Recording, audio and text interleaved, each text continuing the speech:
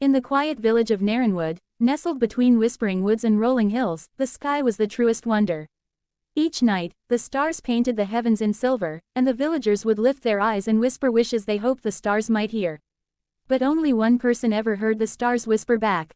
Her name was Liora. She was not like the other children who danced in the sunlight or splashed in the river. Liora was quiet, often wandering alone after sunset, her bare feet brushing over dew-kissed grass, her eyes always searching the heavens.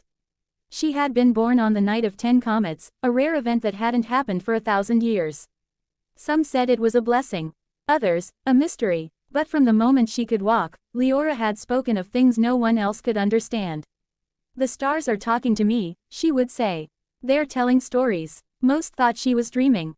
Or pretending. Or just strange. But Liora knew the truth. One cool autumn night, with the sky clear as glass, she climbed her favorite hill just beyond the edge of the village. The moon was a silver coin, the stars scattered like diamond dust. She stood still and waited. The wind blew softly past her ears, gentle, kind, familiar. And then, like always, she heard it. Greater than, Liora, her name, carried by the wind, soft as a song, the voice of the stars. Greater than, Liora, the sky is changing. Her heart fluttered. What do you mean? But only silence followed. The wind fell still. The stars flickered, just once, and one of them, the brightest, seemed to dim slightly. Liora stepped forward, placing her hand on a flat stone where she often sat. "I'm here," she whispered. "Tell me more." The sky remained quiet. Something was different. She sat for a while, waiting. The stars had always spoken to her, soft riddles, songs, stories of old. But this was the first time they sounded afraid. Back in the village, the night passed as any other.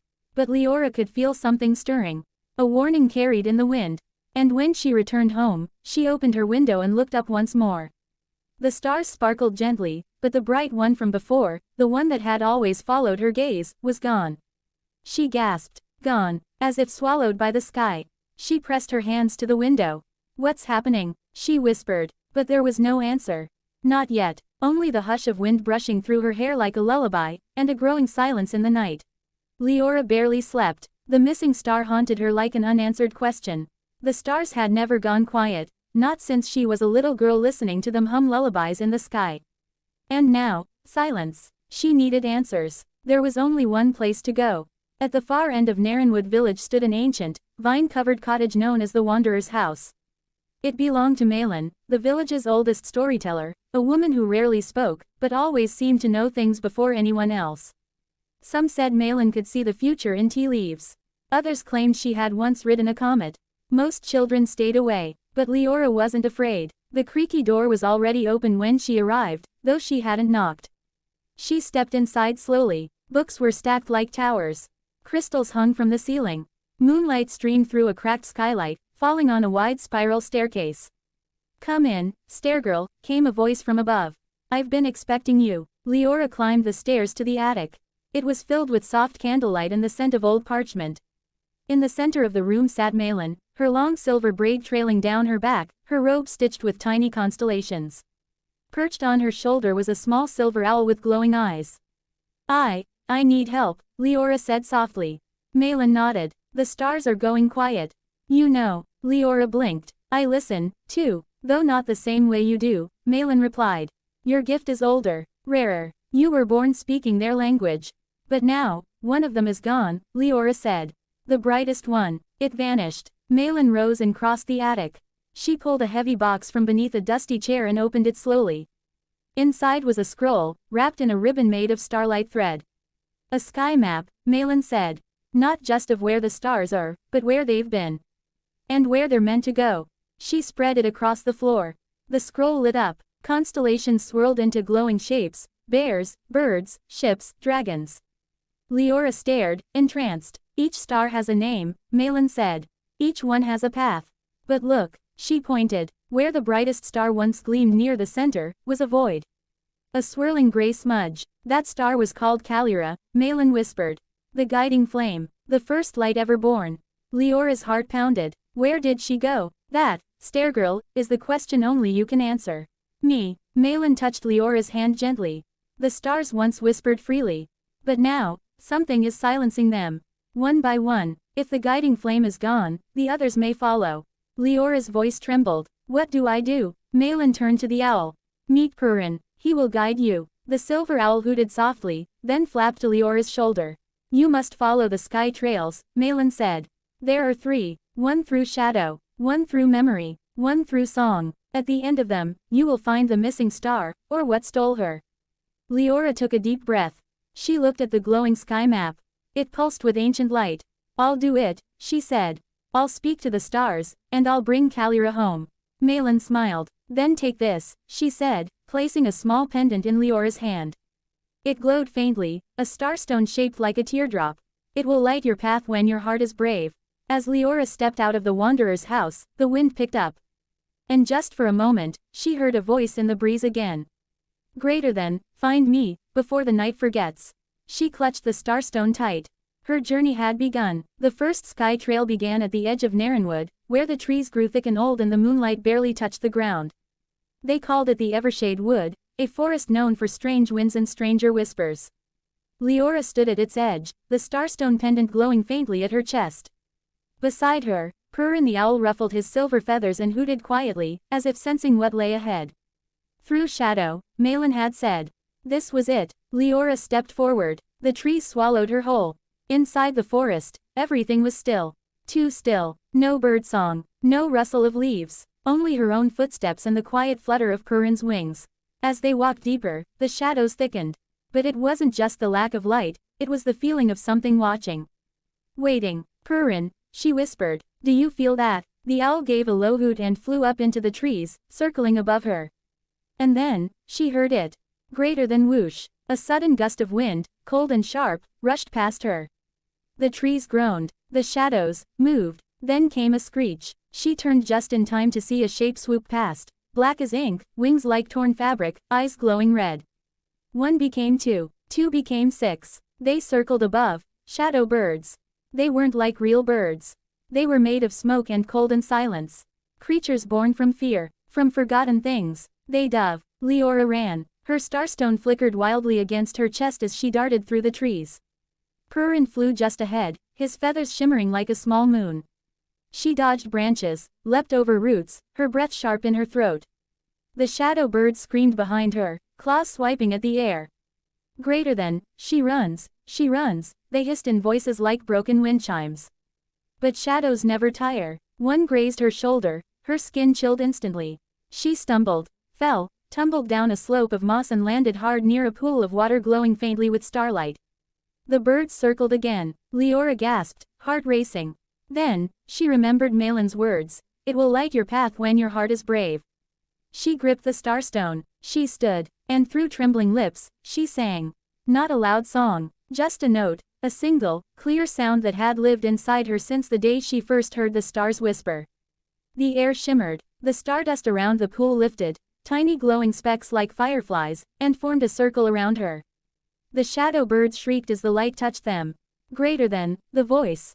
The voice returns. They burst into smoke, vanishing into the trees. Silence returned. Purin swooped down beside her and nuzzled her cheek. Liora fell to her knees, breathless but safe. The starstone now glowed bright and steady. In the reflection of the pool, she saw not just herself, but a glimpse of a glowing constellation. And a path forward. She stood again, this time taller. The forest, once terrifying, now felt cleared. The shadows had tested her heart, and she had not run from it. She walked forward with stardust glowing at her feet. Somewhere in the sky, a faint whisper returned. Greater than, 1 step closer, Stairgirl. The path from the forest led to high cliffs wrapped in mist, where the wind sang through the rocks and the air smelled of salt and starlight. Beyond those cliffs, in a hollow carved by ancient time, rested the lake of Lunacell, the moon's mirror. It was said the lake could show truths that could not be seen by the eyes, only felt by the heart. Liora approached its silver edge, the starstone pendant still glowing from the forest's test. Beside her, Purin gave a soft hoot, and then flew upward, circling slowly beneath the moonlight. The surface of the lake shimmered like glass. Liora knelt and leaned close. And what she saw was not her reflection. In the moonlit water, a girl stared back, but her skin was made of stars. Her hair was a river of light. Her eyes shimmered like distant galaxies. It was her, and not her. The reflection spoke, though its lips didn't move. Greater than, you were born of stardust, Liora. Not just to hear the stars, but to speak for them. Leora's breath caught. What do you mean? The reflection answered with images. Suddenly, the lake's surface became a canvas of memory. She saw herself as a baby, cradled under a falling sky of comets. A glowing star drifted close to her forehead and kissed her gently. She saw herself as a child, wandering hills and singing to the stars, and them singing back. Then she saw a dark shape creeping across the sky like ink spreading through water. Greater than, something is silencing the stars, the voice whispered. One by one, if Liora is lost, the others will fall too. Leora's heart pounded. I have to find her. The voice shimmered. Greater than, you're not just searching for a star. You're searching for your place among them. Suddenly, the stars in the reflection formed a new constellation, a girl with wings, standing between the sun and moon. Greater than, you are more than a listener. You are a bridge. Then, splash, the reflection vanished. The lake rippled wildly. Something had disturbed the water. Purin shrieked from above. From the far end of the lake, a shape emerged, black and low, like a figure made of fog. It crept along the water's edge. A whisper crawled through the air. Greater than, too late, too late. Liora backed away, but as the creature lunged, the starstone flashed, brighter than ever before. A beam of moonlight shot from the pendant, striking the water. The figure screamed, then vanished into mist. The lake stilled once more. Liora fell to her knees. Her heart raced, but she was not afraid. Because now, she knew. She was not just a girl who listened to stars. She was a girl who could stand between the darkness and their fading light. And her voice, however small, was the spark that could call them back. Far above, the moon glowed brighter than it had in years. And for the first time since Liora's disappearance, a new star flickered into view. The morning after the moon's mirror, the wind smelled different. Saltier, wilder. Purin circled high above as Liora descended from the cliffs toward the sea. The starstone on her chest pulsed gently, not with urgency, but curiosity. The stars were stirring again. Down by the shoreline, the waves whispered something new. Not danger, not warning, a call, and then, she saw it. A boat, small and wooden, bobbing gently at the edge of the tide. No sail, no oars, just adrift, like something the stars themselves had delivered to her feet. Inside was a boy. He couldn't have been much older than Liora, maybe 15. His clothes were torn, his face pale, his hair dark and matted with salt. Wrapped in his fingers was a silver compass, glowing faintly with light not from the sun, but from the sky. Liora gasped. The stars brought him, she whispered. Purin landed beside the boat and hooted once, as if in agreement. She knelt beside the boy. Hey, she said gently. Can you hear me? No response. Then, his hand twitched. His eyes fluttered open, deep green, like pine leaves after rain. He stared up at her in confusion. Where am I? He croaked. You're safe, Liora said softly. I'm Liora. Emrys, he whispered. My name is Emrys. She helped him to the fire pit near the rocks and gave him water from her flask. He watched the waves while the stars still twinkled in the sky, even in daylight. I don't know how I got here, he said after a while. I followed the compass. My grandfather gave it to me. Said it would guide me if I ever felt lost. He opened it for her. The compass didn't point north. It pointed up, to the sky. It pulled my boat into a storm, Emrys continued. But the storm, it wasn't just wind or water. It was dark, like it wanted to swallow the stars. Leora's eyes widened. That storm, it's spreading. I think it took Liora, the guiding star. You know about Liora, Emrys blinked. I can hear the stars, Liora said, hesitating. They speak to me. I think that's why I'm on this journey. He looked at her for a long moment, then nodded. I believe you. That night, they camped by the sea. Liora shared her sky map. Emrys told her stories his grandfather used to whisper, tales of sky doors and star bridges and watchers in the wind. It felt strange, and yet perfectly right. Two strangers brought together not by chance, but by constellations written long ago. I think you're meant to help, Liora said softly as they watched the stars appear. I think so too, Emrys replied. Maybe the stars speak in different ways. They whispered to you, but maybe they guided me with a compass instead. Suddenly, the starstone pendant on Leora's chest pulsed. A beam of light extended from it toward the sky, connecting to one of the stars above. And just for a second, they heard Liora's voice again. Greater than, not all who fall are lost, not all who guide are light. The message faded, but the meaning lingered. There was still time. And now, Liora was not alone. She looked at Emrys and smiled. "Come with me," she said. "There's more sky to walk. And more stars to find." He stood, compass in hand, and nodded. Together, they stepped into the night. A few days after Emrys arrived, the sky map changed. It had never done that before. The swirling constellations reformed themselves as Liora and Emrys studied the map beneath the stars. Now, a new symbol pulsed, a teardrop floating beneath waves of silver. "Greater than, the next trail lies beneath," Liora whispered. "Greater than, the Temple of Tears," Emrys read from the ancient map notes. "A place where sorrow is remembered, and stars weep with those who've lost their way." The sea awaited. By sunrise, they stood at the ocean's edge. "I've never swum in open water before," Emrys said, clutching his silver compass. "Then today," Liora smiled, "you'll swim with the stars." She wore her pendant, he wore his compass, and Purin, the silver owl, flew ahead into the dawn sky before diving, yes, diving, into the waves, his feathers glowing and waterproof like starlit silk. Liora and Emrys followed. Beneath the surface, the world changed. The sea was quiet and wide, but not empty.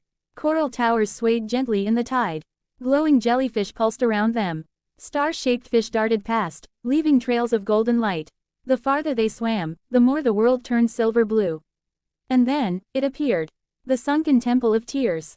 A cathedral beneath the waves, carved into the ocean floor. Tall spires stretched toward the surface. Giant doors of white stone were cracked open, light streaming through like whispers. Inside, a stillness older than time. They stepped through the temple doors. The water inside shimmered strangely, like it remembered things. The walls were carved with constellations, many of which Liora had never seen. Some moved, others pulsed softly. At the center of the temple stood a massive bowl of water, glowing faintly. Liora and Emrys approached it slowly. And suddenly, it rippled. Their reflections did not appear. Instead, they saw visions. Greater than a young woman weeping beneath a falling star. A child reaching for the sky as shadows devoured the light. A star falling, alone, into a vast, cold darkness. Liora gasped. "That's Kalira. She didn't fall by accident," Emrys murmured. "She chose to fall." The bowl trembled. The temple echoed with a low hum. And a voice filled the water around them, not Kalira's this time, but something older. Greater than, she gave herself to the dark, to protect the others. Liora stepped closer. "Who are you?" The bowl shimmered. A figure of water and light rose from it. A woman with long hair made of flowing waves, eyes of moonlight, and a voice like rain. "Greater than, I am the keeper of sorrow. I remember what the stars forget." The keeper walked slowly toward them. "Greater than, calm hearts carry pain," she said, looking to Liora. "And brave ones speak it aloud. If you wish to follow the last light, you must offer your deepest truth." Liora trembled. "What does that mean?" Emrys asked. "Greater than, a tear freely given. Not from fear, but from truth." Liora closed her eyes. And slowly, she reached to her heart, the part that ached when she remembered being called strange, when no one believed her gift, when she felt small under a sky too big to understand. And from that place, she let herself feel it. Her tears mixed with the sea. And the temple lit up. Stars bloomed across the ceiling. The bowl glowed with silver fire. And in it, a new image appeared, a broken path, leading to a sky bridge built not of stars, but of voices. "The final trail," Liora whispered. "The path of song." The keeper smiled. "Greater than, the stars do not shine because they are flawless," she said softly. "They shine because they burn, and they choose to rise again." Then she vanished. The temple dimmed, but the message remained. Liora and Emrys rose to the surface together, the pendant and compass now glowing in harmony. The wind had changed again. But this time, it was singing. The sea grew colder as they followed the third and final trail. Below them, the sunlight faded into gray. Then to black. The abyss. Few dared speak of it, even Malin had warned. Greater than, that deep beneath the sea, where light forgets itself, lives the one who feeds on silence, the abyssal witch. Liora clutched her starstone, and Emrys held his compass, its silver glow flickering like a frightened heartbeat. "Are you sure about this?" Emrys asked, his voice nearly lost in the still water. "We have to go," Liora whispered. "If anyone knows what swallowed Kalira's light, it's her." Purin flew silently above, wings glimmering faintly, as they descended into the deep. As they entered the abyssal trench, the world went quiet. Even the sea seemed to hold its breath. Strange fish with crystal scales darted past. Ruins of old ships and forgotten temples lay in the darkness like ghosts. And then, they saw it. A throne of black coral. A palace made of whale bones and weeping pearls. And upon it sat a figure, tall and still, surrounded by broken bits of stars and lost voices trapped in glowing orbs. The abyssal witch. Her robes flowed like smoke. Her face was hidden beneath a cracked porcelain mask with no eyes or mouth.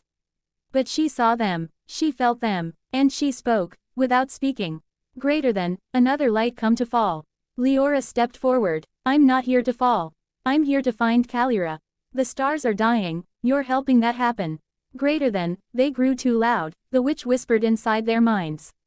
Always singing, always burning, I gave them what they begged for, silence. You stole their light, Emrys said, stepping beside Liora. Greater than, no, the witch replied. They gave it willingly. Liora came to me, she feared what she might become, too bright, too powerful.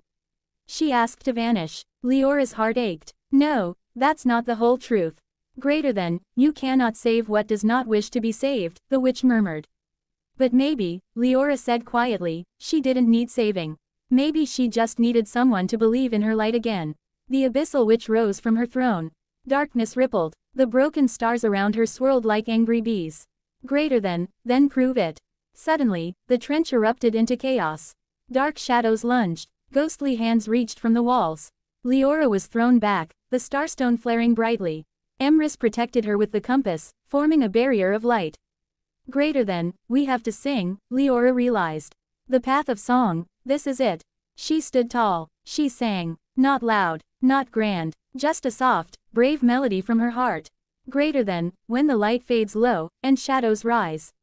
A voice remains to light the skies. Through fear and night, and broken flame. I speak the stars, I call their name. The darkness screamed, but slowly, it began to retreat.